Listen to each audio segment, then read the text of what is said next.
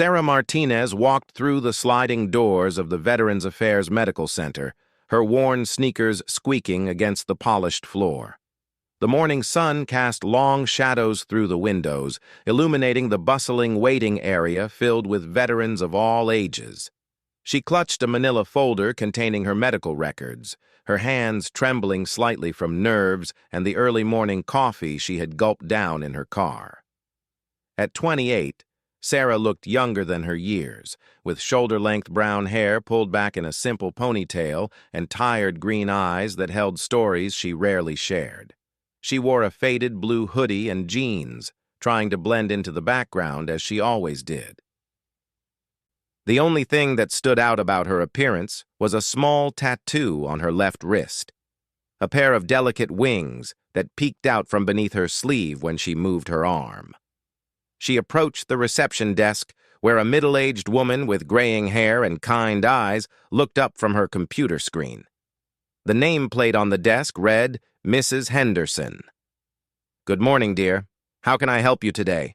Mrs. Henderson asked with a warm smile that immediately put Sarah at ease. "I have an appointment for a disability evaluation," Sarah replied quietly, sliding her appointment slip across the counter. "Sarah Martinez, 9:30. Mrs. Henderson typed something into her computer and nodded. "Yes, I see you here. Dr. Williams will be conducting your evaluation today. Please take a seat in the waiting area, and someone will call you when it's time." Sarah thanked her and found an empty chair in the corner of the waiting room, positioning herself where she could observe without being noticed. It was a habit she had developed over the years, always knowing her surroundings, always having an exit strategy. The waiting room was filled with other veterans, some in wheelchairs, others with visible injuries, and many like herself who carried invisible wounds. She pulled out her phone and scrolled through messages from her sister, who had been encouraging her to finally seek help for the nightmares and anxiety that had plagued her since her discharge 3 years ago. For months, her sister had been pushing her to apply for disability benefits, insisting that Sarah deserved support for what she had endured during her service. As she waited, Sarah became aware of hushed conversations happening around her. 2 older men sitting nearby were discussing their own service records, comparing stories from Vietnam and Desert Storm. Their voices carried a tone of respect and camaraderie that Sarah envied. She had never felt that sense of belonging, even during her active duty years. "Look at that girl over there," she heard one of them whisper, and Sarah's stomach dropped as she realized they were talking about her. "She's got some kind of tattoo on her wrist. Probably thinks it makes her look tough." The other man glanced in her direction and shook his head disapprovingly. "These young people today, getting tattoos for fashion. Bet she never served a day in her life. Probably here trying to get benefits she doesn't deserve." Sarah felt her cheeks burn with embarrassment and anger. She pulled her sleeves down to cover the wing tattoo completely and sank deeper into her chair. This wasn't the first time she had encountered such assumptions. Her youthful appearance and quiet demeanor often led people to question her military service, and she had learned to avoid confrontations rather than defend herself. "I heard there's a real problem with people faking military service these days," the first man continued, his voice growing louder. "They come in here with their fake stories and their meaningless tattoos, trying to take advantage of the system." Other veterans in the waiting room began to take notice of the conversation. Some nodded in agreement, while others looked uncomfortable with the public discussion. Sarah wished she could disappear entirely. She considered leaving and rescheduling her appointment, but she knew her sister would never forgive her if she backed out again. A younger veteran sitting across from her, a man in his 30s with a prosthetic leg, joined the conversation. "Yeah, I see it all the time. Young people who think they understand what military service means because they watched a movie or played a video game. They get these military-themed tattoos and pretend they're one of us." Sarah's hands clenched into fists in her lap. The wing tattoo on her wrist wasn't just a fashion statement or a symbol she had chosen randomly. Those wings represented something deeply personal and painful, something she had earned through experiences that still haunted her dreams. But she remained silent, knowing that trying to explain would only draw more unwanted attention. The conversation continued for several more minutes, with additional veterans chiming in with their own opinions about fake soldiers and people who claimed military service for personal gain. Sarah felt increasingly isolated and questioned her decision to come here at all. The very people who should have understood her struggle were the ones making her feel most unwelcome. Mrs. Henderson occasionally glanced over at the group with a disapproving look, but the reception area was busy with other patients checking in and out, and she couldn't leave her post to intervene. Sarah noticed that the receptionist seemed sympathetic to her situation, but was powerless to stop the conversation. Finally, Sarah couldn't take it anymore. She stood up abruptly, gathering her folder and purse, and headed toward the exit. She had made it halfway across the waiting room when Mrs. Henderson called out to her. "Miss Martinez? Dr. Williams is ready for you now." Sarah paused, torn between her desire to flee and her need for medical help. The conversations around her had quieted momentarily, with several people now watching to see what she would do. She felt exposed and judged, as if everyone in the room was questioning her right to be there. Taking a deep breath, she decided to stay. She had come too far to turn back now, and she owed it to herself to follow through with the appointment. She nodded to Mrs. Henderson and followed a nurse down a long hallway lined with offices and examination rooms. As they walked, the nurse, a woman in her 40s wearing cheerful scrubs covered in cartoon characters, tried to make conversation. "First time here for an evaluation?" she asked kindly. "Yes," Sarah replied simply, not trusting herself to say more without her voice betraying her emotions. "Dr. Williams is wonderful," the nurse continued. "She's very thorough and understanding. She's helped a lot of veterans get the support they need." They stopped outside an office door marked Dr. Patricia Williams, M.D. The nurse knocked gently and then opened the door to reveal a spacious office with comfortable seating and warm lighting. Dr. Williams, a woman in her 50s with short gray hair and wire-rimmed glasses, stood up from behind her desk with a welcoming smile. "Sarah Martinez?" she asked, extending her hand for a handshake. "Please, come in and have a seat wherever you're comfortable." Sarah chose a chair facing the door, another habit from her military training that she had never been able to shake. Dr. Williams noticed the choice but didn't comment on it, instead settling into her own chair with Sarah's file open on her lap. "I've reviewed your initial paperwork," Dr. Williams began gently, "but I'd like to hear from you directly about what brought you here today and what kind of support you're looking for." For the first time since entering the building, Sarah felt like someone was actually listening to her rather than making assumptions.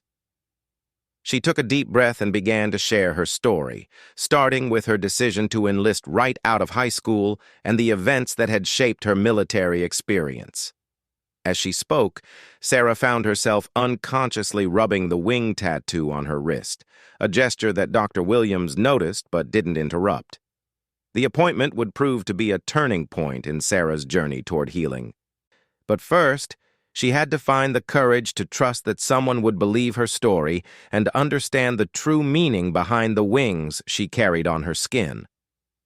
Dr. Williams listened intently as Sarah began to open up about her military service. The office felt safe and private, a stark contrast to the hostile environment of the waiting room. Sarah found herself sharing details she had never spoken about with anyone, not even her sister. "I enlisted when I was 18, Sarah began, her voice barely above a whisper. "My family didn't have money for college, and I wanted to serve my country. I scored high on my aptitude tests and was assigned to aviation maintenance." She paused, gathering courage to continue. "I was stationed at Bagram Airfield in Afghanistan. I worked on helicopters, mainly Blackhawks used for medical evacuations and special operations support. Dr. Williams nodded encouragingly, making notes but never breaking eye contact with Sarah. That must have been challenging work, especially for someone so young. It was, Sarah admitted. But I loved it. I was good with my hands, good at solving problems. My team leader, Sergeant Rodriguez, said I was one of the best mechanics he'd ever worked with. I took pride in knowing that the aircraft I maintained were saving lives. Sarah's expression grew more serious as she continued. The base was attacked regularly.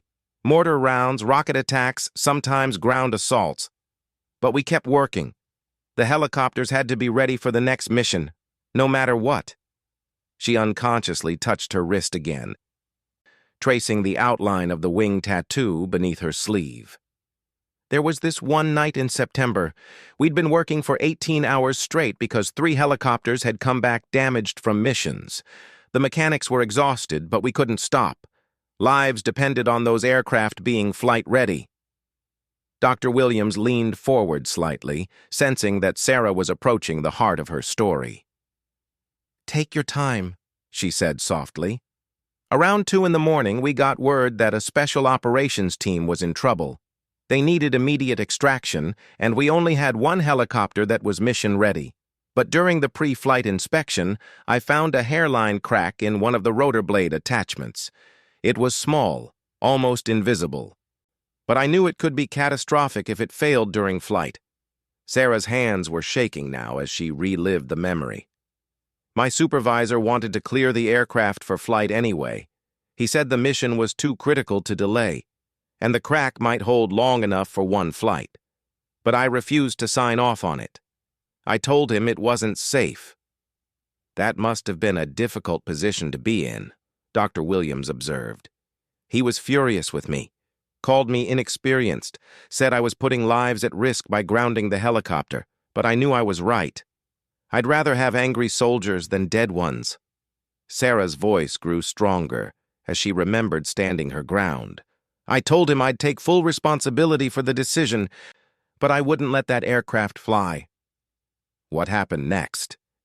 "We worked through the night to replace the damaged component. It took 6 hours, and by the time we finished, it was almost dawn. The special ops team had to wait for extraction, and I knew they were in a dangerous position. I kept wondering if I'd made the right choice." Sarah wiped a tear from her eye before continuing. "The helicopter finally took off just as the sun was rising. I watched it disappear over the mountains, praying that I hadn't sent those pilots to their deaths because of my decision to delay the mission." "Did the extraction succeed?"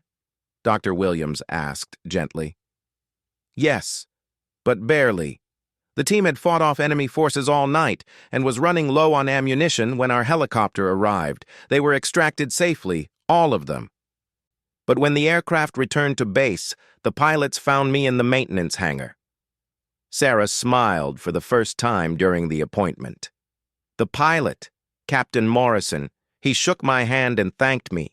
He said that during the flight he felt vibrations that would have gotten worse if we hadn't replaced that component. He told me I probably saved his life and the lives of his crew." "That's an incredible story, Sarah. You should be proud of the decision you made." "I was proud," Sarah continued, "but things changed after that night. Word spread about what I'd done, and I started getting assigned to more critical missions. Whenever there was a special operations flight or a high-risk medical evacuation, they wanted me doing the final inspection." She paused, looking down at her hands. "I felt the weight of every decision. Every time I cleared an aircraft for flight, I knew that lives depended on my work. The stress was enormous, but I couldn't let anyone down." "How long did you continue in this role?" Dr. Williams asked. "For 8 more months. I was involved in maintenance for over 200 missions during my deployment. Medical evacuations that saved wounded soldiers, supply runs to remote outposts, special operations missions that I can't even talk about. I never had a single aircraft failure due to mechanical problems." Sarah's voice became strained as she continued. "But the pressure was constant. I barely slept. Every night I'd lie in my bunk thinking about the aircraft I'd worked on, wondering if I'd missed something, if someone was going to die because I made a mistake." "That's an enormous burden for anyone to carry." especially someone so young. Near the end of my deployment, I was working on a Black Hawk that was scheduled for a medical evacuation mission. It was supposed to pick up 3 wounded soldiers from a forward operating base. During my inspection, everything looked perfect. All systems checked out, all components were within specifications. Sarah's breathing became more rapid as she approached the painful part of her story. I signed off on the aircraft. I watched it take off, just like I had hundreds of times before. But this time was different. She stopped speaking for several moments, struggling to continue. Dr. Williams waited patiently, not pushing her to go faster than she was comfortable with. "The helicopter crashed on the way to the pickup site," Sarah finally whispered. "Engine failure. The pilots and crew chief died instantly. The 3 wounded soldiers who were waiting for rescue died too, because no other aircraft was available for immediate deployment." "Sarah, I'm so sorry." The investigation showed that it wasn't mechanical failure. It was enemy fire that brought down the helicopter. But I couldn't stop blaming myself. I kept thinking that maybe I missed something. Maybe there was a problem I didn't catch. 6 people died, and I was the last person to certify that aircraft as safe to fly. Sarah rolled up her sleeve, revealing the wing tattoo on her wrist. "I got this tattoo during my leave after that incident. These aren't just any wings. They're the exact design of the insignia worn by the crew chief who died in that crash. Staff Sergeant Williams was his name. He had a wife and 2 young children." Dr. Williams looked at the tattoo with new understanding. "You honor his memory. I got the tattoo because I wanted to carry a piece of him with me always. To remember that every decision I made in the military had consequences. To never forget the people who died while I lived." Sarah's voice broke slightly. "But now, everywhere I go, people see this tattoo and make assumptions about me. They think I'm pretending to be something I'm not." "The men in the waiting room today," Dr. Williams said, understanding the connection. "It happens all the time. I look young, I'm quiet. I don't fit people's idea of what a veteran should look like. They see the wing tattoo and assume I got it because I thought it looked cool, not because I earned the right to wear it through my service and my loss." Sarah wiped her eyes with the back of her hand. "After the crash, I couldn't do my job anymore. Every time I looked at an aircraft, I saw Staff Sergeant Williams and his crew. I developed severe anxiety, panic attacks. I couldn't sleep, couldn't eat. The nightmares were constant." "What kind of support did you receive?" "The military doctors diagnosed me with PTSD and depression. They offered counseling, but I was too ashamed to accept it. I felt like I was weak, like I should be able to handle what happened. So many other people had it worse than me. I was alive after all."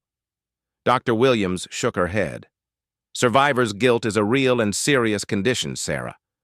What you experienced was traumatic, and your reactions are completely normal given what you went through. I finished my deployment and came home, but I was a different person. I couldn't hold down a job because of the anxiety attacks. I isolated myself from friends and family. I started having flashbacks whenever I heard helicopter engines or loud noises." "What finally brought you here today?" "My sister.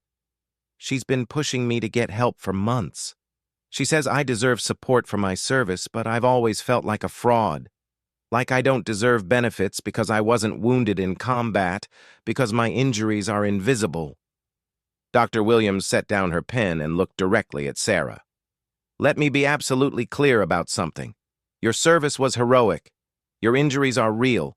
You absolutely deserve support and recognition for what you've been through." For the first time in years, Sarah felt truly heard and understood. But she had no idea that her day was about to take an even more dramatic turn.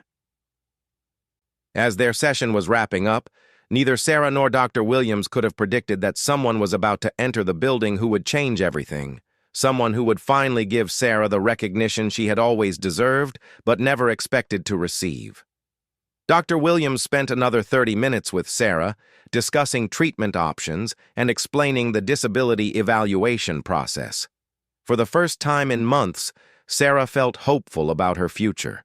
The doctor's validation of her experiences had lifted a weight from her shoulders that she hadn't realized she was carrying. "I'm going to recommend you for both PTSD and anxiety disorder ratings," Dr. Williams explained as she completed her notes. "Your service-connected conditions clearly impact your daily functioning, and you deserve compensation and support." "Thank you," Sarah said, meaning it more than she had ever meant those words before. "I was starting to think I was going crazy, that maybe I had made everything up." "What you experienced was real, Sarah. Your service was valuable, and your sacrifice was significant. Don't let anyone tell you otherwise." As their appointment concluded, Dr. Williams walked Sarah back toward the waiting room. "I'd like to see you again in 2 weeks to discuss your treatment plan. In the meantime, I want you to consider joining our support group for veterans with PTSD. Meeting other people who understand what you're going through can be incredibly helpful." Sarah nodded, clutching the folder containing her evaluation paperwork. She felt nervous about facing the same group of veterans who had been criticizing her earlier, but she was determined not to let their judgment affect her progress. As they approached the waiting room, they could hear voices raised in animated conversation. The same group of older veterans was still there, apparently waiting for their own appointments, and they had been joined by several others who seemed to be engaging in the same type of discussion about fake veterans and military imposters. "I'm telling you, these young people have no respect for what real military service means," one of the men was saying loudly. "They think they can just get a military tattoo and pretend they've earned the right to be here." Sarah hesitated at the entrance to the waiting room, but Dr. Williams placed a gentle hand on her shoulder. "You belong here just as much as anyone else," she whispered. "Hold your head high." Taking a deep breath, Sarah walked into the waiting room. Immediately, she felt the eyes of several veterans following her movement. She tried to find an empty seat quickly, but the same older veteran who had been talking about her earlier spoke up again. "There she is," he said, not bothering to lower his voice. "The girl with the fake military tattoo. Probably got her evaluation rubber-stamped by some bleeding heart doctor who believes every sob story." Sarah stopped walking, her face burning with humiliation. Other people in the waiting room were staring now, some looking uncomfortable with the man's outburst, others nodding in agreement. She considered turning around and leaving, but something inside her had changed during her conversation with Dr. Williams. She was tired of hiding, tired of being ashamed of her service. Before she could respond, the sliding doors of the main entrance opened, and a figure walked in that immediately commanded attention. A tall man in his late 40s entered the building, wearing a crisp Navy uniform with multiple service ribbons and insignia that marked him as high-ranking military personnel. His bearing was unmistakably that of a career officer, and conversation in the waiting room died as people noticed his presence. The man approached the reception desk, where Mrs. Henderson looked up with surprise. Military officials didn't often visit the VA Medical Center in full-dress uniform. "Good morning, ma'am," the officer said with a respectful nod. "I'm Commander James Mitchell, Navy SEALs. I'm looking for Sarah Martinez. I was told she might be here today." Mrs. Henderson glanced around the now silent waiting room and spotted Sarah standing frozen near the seating area. "Miss Martinez? You have a visitor." Sarah's heart began racing. She had no idea who this man was or why he was looking for her. Had she done something wrong? Was this related to her disability claim somehow? She walked slowly toward the reception desk, aware that every person in the waiting room was watching the interaction. Commander Mitchell studied Sarah's face as she approached. Sarah Martinez, formerly Specialist Martinez Aircraft Maintenance, deployed to Bagram Airfield, 2019-2020. "Yes, sir," Sarah replied quietly, unconsciously straightening her posture in the presence of a superior officer. The commander's expression softened, and he extended his hand for a handshake. "Ma'am, it's an honor to meet you. I've been looking for you for a long time." Sarah shook his hand, completely bewildered. "I'm sorry, sir, but I don't understand." Do I know you? You don't know me personally, Commander Mitchell replied. But I know you. I know what you did in Afghanistan, and I know about the night you refused to clear that Black Hawk for flight despite pressure from your supervisor. Sarah's eyes widened in shock. How do you know about that? Because I was the team leader of the Special Operations Unit that was waiting for extraction that night. My team and I are alive today because of your courage and your expertise. The waiting room had become completely silent. Every veteran present was straining to hear the conversation, including the group of men who had been mocking Sarah just moments earlier. Commander Mitchell continued, his voice carrying clearly across the room. My team had been pinned down for over 12 hours. We were low on ammunition, outnumbered, and taking heavy fire. When we were told that our extraction was delayed because of a maintenance issue, I'll admit I was frustrated. But when I learned the details of what happened, I realized that you probably saved all our lives. Sarah felt tears beginning to form in her eyes. Sir, I was just doing my job. No, Specialist Martinez. What you did went far beyond your job requirements. You stood up to a superior officer and risked your career to ensure that aircraft was safe to fly. The pilot later told me that if you hadn't replaced that component, we probably would have crashed during extraction.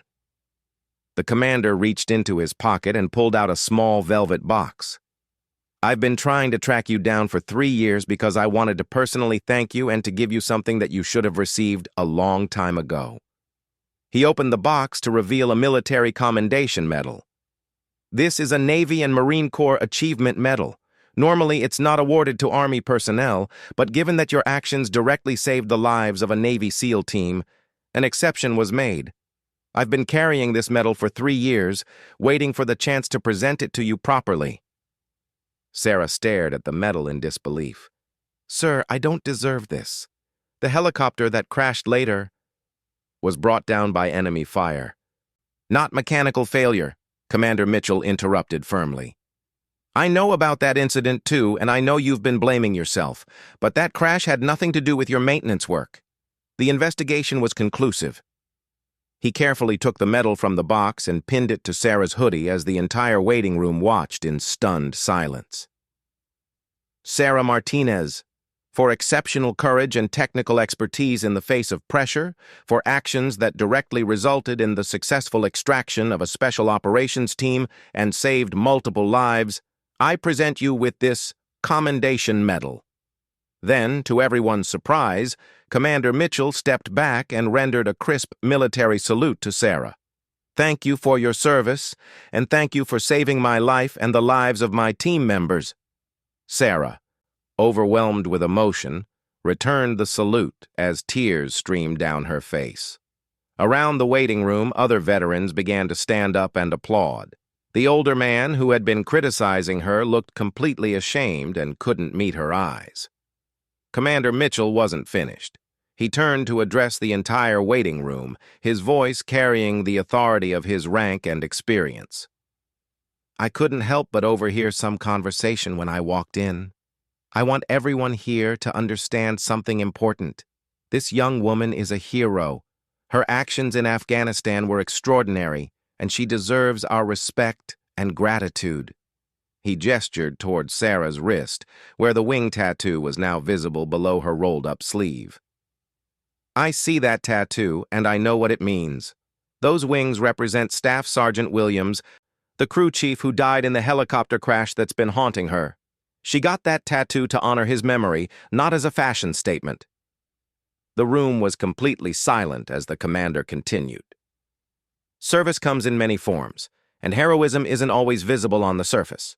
Some of the bravest people I've served with were quiet, unassuming individuals who did extraordinary things when the moment required it. Don't ever judge someone's service by their appearance or their age. An older veteran from the group that had been criticizing Sarah stood up slowly. He was a heavy-set man with gray hair and kind eyes that now showed deep remorse. Ma'am, I owe you an apology. I said some things about you that were completely wrong, and I'm ashamed of myself. Thank you for your service. One by one, Other veterans in the room began approaching Sarah to shake her hand and thank her. The veteran with the prosthetic leg, who had joined in the criticism earlier, looked particularly embarrassed as he waited his turn. "I'm sorry," he said when he reached her. "I made assumptions about you that were completely unfair. I hope you can forgive an old soldier who should have known better." Sarah, still overwhelmed by everything that had happened, graciously accepted each apology. "We all make mistakes," she told them. "What matters is that we learn from them." Mrs. Henderson from the reception desk approached the group with tears in her eyes. "In all my years working here, I've never seen anything like this. Sarah, honey, you should be so proud of yourself." Commander Mitchell spent another few minutes talking with Sarah about her service and her current struggles. "I want you to know that seeking help for PTSD doesn't make you weak," he told her. "Some of the strongest people I know have had to work through trauma from their service. Taking care of your mental health is just as important as taking care of any physical injury." He handed her his business card. "If you ever need anything, please don't hesitate to contact me. You're part of my military family now, and we take care of our own." As Commander Mitchell prepared to leave, he turned once more to address the waiting room. "I hope everyone here learned something today about the importance of supporting our fellow veterans, regardless of how they might appear on the surface. We're all in this together."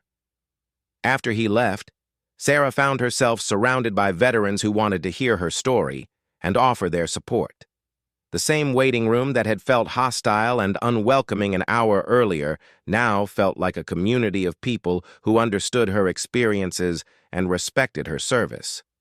Dr. Williams, who had witnessed the entire interaction, approached Sarah with a huge smile.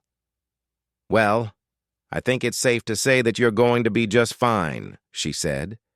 "You have a support system here now, and I have a feeling this is the beginning of a new chapter in your healing journey." Sarah looked down at the medal pinned to her hoodie, then at the wing tattoo on her wrist that had been a source of shame for so long. For the first time since her discharge, she felt proud of her service and hopeful about her future. The wings on her wrist would always remind her of loss and sacrifice, but now they would also represent honor, courage, and the recognition she had finally received after years of carrying her burden alone. As she scheduled her follow-up appointment and prepared to leave the medical center, Sarah realized that sometimes the most important battles aren't fought with weapons, but with the courage to seek help, to tell your story, and to stand up for what you know is right. She had won a victory that day that was just as significant as any she had achieved on the battlefield, and she knew that Staff Sergeant Williams would be proud of the woman she was becoming.